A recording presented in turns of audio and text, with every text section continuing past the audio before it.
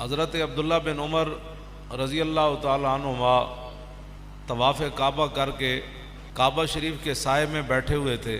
ایک آدمی عراق سے آیا، وہ بھی حج کرنے یا عمرہ کرنے آیا۔ اس نے پوچھا کہ یہ جو بزرگ بیٹھے ہیں یہ کون ہے؟ لوگوں نے بتایا کہ یہ فاروق اعظم کے صاحبزادے ہیں، عبداللہ بن عمر ہے۔ تو اس نے جا کر آپ کو سلام کیا اور وہ کہنے لگا کہ اگر اجازت ہو تو میں آپ سے کوئی سوال پوچھ سکتا ہوں؟ آپ نے فرمایا پوچھو، کیا پوچھتے ہو؟ جب انسان وَالسَّعِيدُ مَنْ وَعِظَ بِغَيْرِ وَالسَّعِيدُ، وہ پوری حدیث ہے، میں علیحدہ پڑھ رہا ہوں اس لیے اس پر پیش پڑھ رہا ہوں۔ نبی علیہ السلام نے فرمایا کہ خوش بخت وہ ہوتا ہے جو دوسرے کو دیکھ کر نصیحت پکڑے۔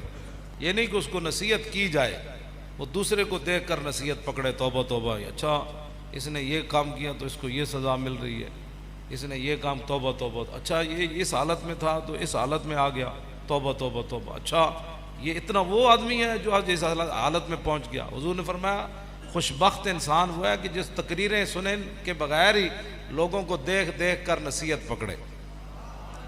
اور باقی حضور نے فرمایا وَالشَّقِيُّ مَنْ شَقِيَ فِي بَطْنِ أُمِّهِ، حضور نے فرمایا بدبخت جڑا نا وہ ماں دے پیٹ وچ بھی بدبخت ہی ہوندا۔ اے نہیں کہ باہر آ کے وہ بدبخت بنتا ہے تو وہ پھر لوگوں دی مجلساں سن کے، حضور نے فرمایا نہیں، ماں دے پیٹ وچ ہی بندہ بدبخت ہوندا ہے۔ اب عبداللہ بن عمر سامنے، اللہ کا گھر سامنے، مقام ابراہیم سامنے، صفا اور مروہ ادھر موجود، مسجد حرام موجود، تو وہ عراق سے آیا ہوا حاجی وہ عبداللہ بن عمر سے پوچھتا ہے کہ میں آپ سے ایک سوال کر سکتا ہوں؟ بات میں یہ کرنے لگا ہوں کہ جنہوں نے بڑوں کے خلاف باتیں کرنی ہوتی ہیں وہ کعبے کو بھی نہیں دیکھتے، عبداللہ بن عمر کو بھی نہیں دیکھتے، مقام ابراہیم کو بھی نہیں دیکھتے، اور حتیم کو بھی نہیں دیکھتے، صفا اور مروہ کو بھی نہیں دیکھتے۔ وہ کہنے لگا کہ میں آپ سے ایک سوال کرنے لگا ہوں تو آپ مجھے اس کا جواب دیں۔ فرمایا بتاؤ۔ وہ کہنے لگا کہ مجھے یہ بتاؤ کہ عثمان غنی میدان بدر میں گئے تھے، عثمان غنی کا دشمن تھا، آپ نے فرمایا نہیں گئے تھے۔ اس نے کہا دوسرا سوال یہ ہے کہ میدان احد میں جو صحابہ پیچھے ہٹے تھے، جب یکدم حملہ ہوا، وہ ٹیلہ حضرت سعید بن جبیر کی قیادت میں جو حضور نے 50 صحابہ مقرر کیے تھے، جب انہوں نے وہ ٹیلہ چھوڑ دیا تو پھر ٹیلے کے پیچھے کی طرف سے آ کر 3000 مشرکین نے دوبارہ حملہ کر دیا۔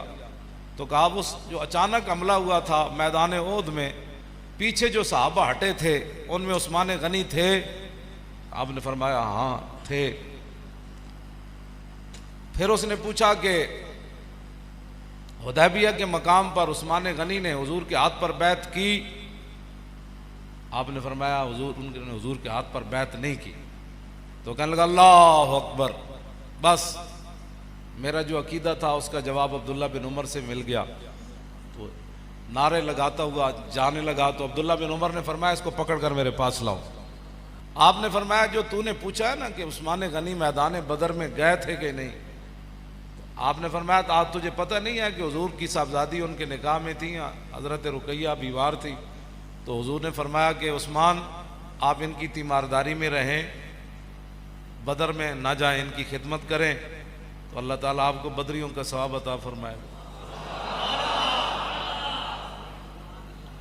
فرمایا باقی تو نے پوچھا کہ میدان احد میں عثمان غنی پیچھے ہٹے تھے کہ نہیں، تو میں نے تجھے کہا ہٹے تھے، تو نے کہا بڑا خوش ہوا۔ تو فرمایا وَلَقَدْ عَفَا عَنْكُمْ وَلَا، تو نے قرآن نہیں پڑھا کہ اللہ نے فرمایا میرے حبیب جو صحابہ پیچھے ہٹے تھے رب نے ان کو معاف کر دیا۔ تیسری بار جو تو نے پوچھی ہے کہ عثمان غنی حدیبیہ کے مقام پر تھے کہ نہیں، فرمایا 1400 صحابہ میں سے سب سے زیادہ حضور کو محبوب ہی وہی تھے، اور سب سے زیادہ ان کی پاور کی وجہ سے حضور نے ان کو سفیر بنا کر بھیجا تھا کہ پورے مکے میں ان کے رشتہ دار موجود تھے، کسی کی جرت نہیں تھی ان کی طرف کوئی ہاتھ بڑھاتا۔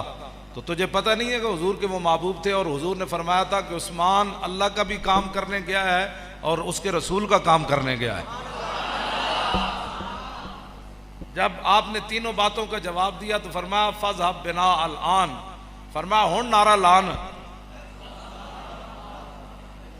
تو بات اتنی ہے کہ جن لوگوں نے باتیں کرنی ہوتی ہیں وہ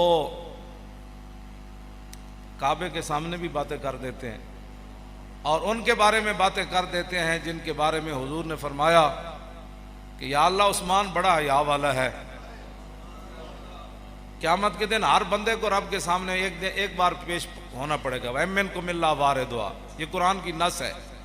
ہاں جی، ہر بندے کو ایک بار رب کے سامنے پیش ہونا پڑے گا بغیر ترجمان کے. درمیان میں ترجمان نہیں ہوگا، اپنے کرتوتوں کا جواب دینا ہوگا ہر بندے کو، سوائے عثمان غنی کے. اس لیے آج کی رات توبہ کی رات ہے.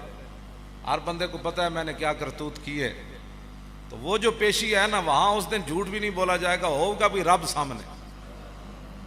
بندہ کدھر اور رب کی شان بلند و بالا، تو کیسے کھڑا ہوگا بندہ رب کے سامنے؟ کیسے جھوٹ بولے گا؟ کیسے اس کو ندامت آئے گی؟ کیسے اپنے کرتوت اس کو ایک کر کے یاد آئیں گے؟